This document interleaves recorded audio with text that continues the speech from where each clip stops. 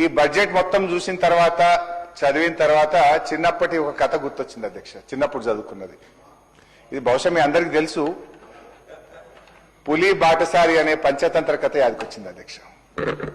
ఇది రిలవెన్స్ ఉంది కనుక ఇప్పుడు ఒకసారి చెప్పేటువంటి ప్రయత్నం చేస్తా ఉన్నా అధ్యక్ష. ఒక అడవిలో ఒక ముసలి పులి ఉండేది అధ్యక్ష. ముసలితనం వల్ల దానికి వేటాడే సత్తువ లేకుండా పోయింది. దానికోసం అదొక ఉపాయం ఆలోచించింది. ఏంటంటే అది ఒక బురద గుంటలో కూర్చొని చేతిలో ఒక బంగారు కడియం పట్టుకొని దారిన పోయే బాటసారులను పిలుస్తూ ఉన్నది.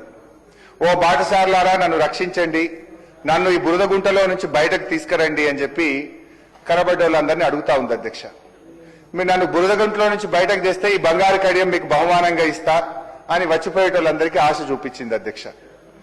ఒకరోజు ఒక అమాయక బాటసారి అటు నుంచి వెళ్తూ ఆ పులి మాటలు విన్నాడు అధ్యక్ష.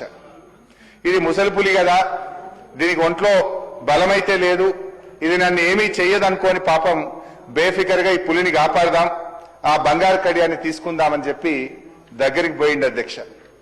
లోపలికి దిగిండు అధ్యక్ష. పులిని బయటకు దిద్దామని పోతే పాపం అమాయక బాటసారి ఆ పులికి ఆహారం అయిపోయింది అధ్యక్ష. ఈ కథలో ముసలి పులి ఎవరో ఇప్పటికే బహుశా మీ అందరికీ అర్థమై ఉంటుంది అధ్యక్ష. ఆ ముసలి పులి ఎవరో కాదు, ఘనత వహించిన ఈ కాంగ్రెస్ పార్టీ. అది ఆశ చూపిన ఆ బంగారు కడియం మరో పేరే మీ 6 గ్యారంటీలు అధ్యక్ష. అధ్యక్ష అదే ఆగుపోయి కంక్లూడ్ చేస్తే ఆగు, కొద్దిగా ఆగు, చేస్తా అధ్యక్ష. అరే ఎందుకు పోయి అంత, అరే సార్ స్పీకర్ సార్ అట్లా చేయకండి సార్, మీరు కొంచెం ముగిస్తాను. మళ్ళా కొత్త కథ మొదలు పెట్టింది.